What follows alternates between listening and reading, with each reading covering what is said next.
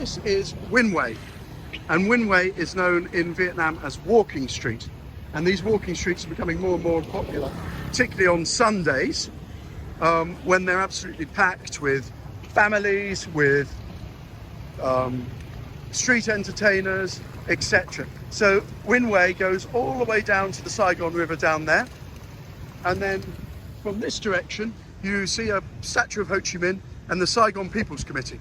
This used to be a hotel, Hotel de Ville, but after 1975, when the Vietnamese conquered what was Saigon at the time, obviously the hotel was derelict and they turned it into the Saigon People's Committee.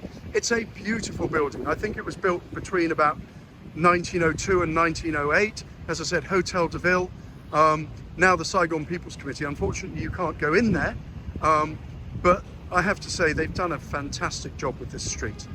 And Ho Chi Minh represents the values of Vietnam. So this is Lam Son Square with the Saigon Opera House here, which is a beautiful French classical design.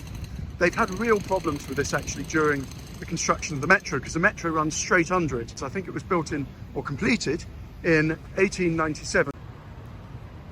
Now this is the Caravel Hotel, the smaller building here, connected to what is now the Caravelle Hotel, which is also the larger building, and with the Sheraton behind.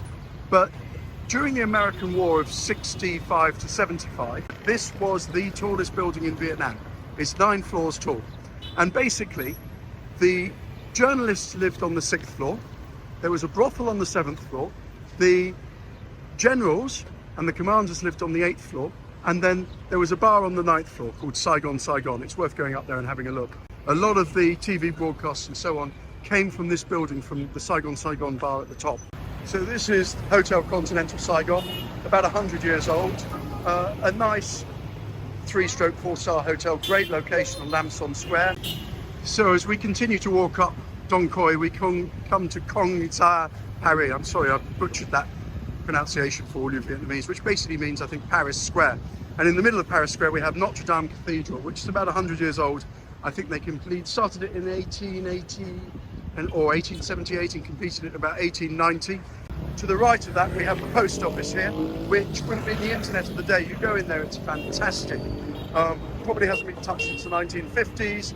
You can send a postcard from there, you can make a phone call from there. So in the middle of Paris Square is a statue of the Virgin Mary outside Notre Dame Cathedral, very appropriate.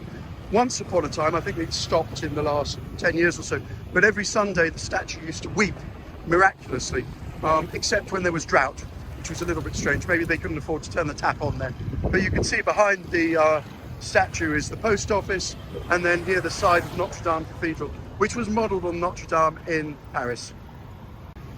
Ho Chi Minh is a beautiful green city. I think I mentioned it in a previous video.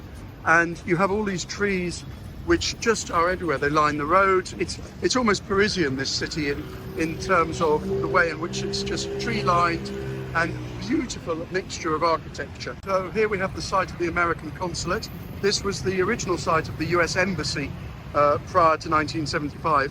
After the Vietnamese won the American War, it was knocked down and derelict for many years until eventually the Americans built a consulate here.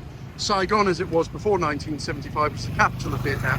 After 1975, the capital moved to Hanoi and Saigon was renamed Ho Chi Minh. We have the French consulate in a beautiful old villa. These French villas used to be all over Ho Chi Minh. This one is just beautiful inside. So here we have the British consul. As you can see, in contrast to Fortress America and the beautiful French villa, this looks like a 1970s UK state high school. Typical of the UK. The moment you walk off the main street, for example, the American Embassy there, you come down these side streets with beautiful buildings, beautiful character. So this, to complete our tour today, is the Independence Palace. This is the centre of Ho Chi Minh, Vietnam. And on this site originally, from about 1870, stood the Governor's Mansion. That was replaced, I think, in about 1880, and then stood until about 1956, when I think it was bombed. They then commissioned this, which was, I think, commissioned originally in 1958 or thereabouts, and completed in 1966, and was, prior to 1975, the seat of the Vietnamese, southern Vietnamese government, and the president here. So I'm not going to go around inside. I've done plenty of tours in here before. Maybe I'll do one another day. But this is where the Vietnam or the American War ended. These gates here are incredibly famous in Vietnamese culture, and worldwide. There was a scene right at the end of the war at 10:45 a.m. on the 30th of April 1975, where a tank smashed through those centre gates, pointed its gun at the palace, and the government surrendered. At that moment, at the American embassy, which is now the size of the American consulate further down this road, the Americans were lifting people off the roof of the embassy, and now iconic scenes. So I felt this was an appropriate place to end our tour of Ho Chi Minh this afternoon. Thank you.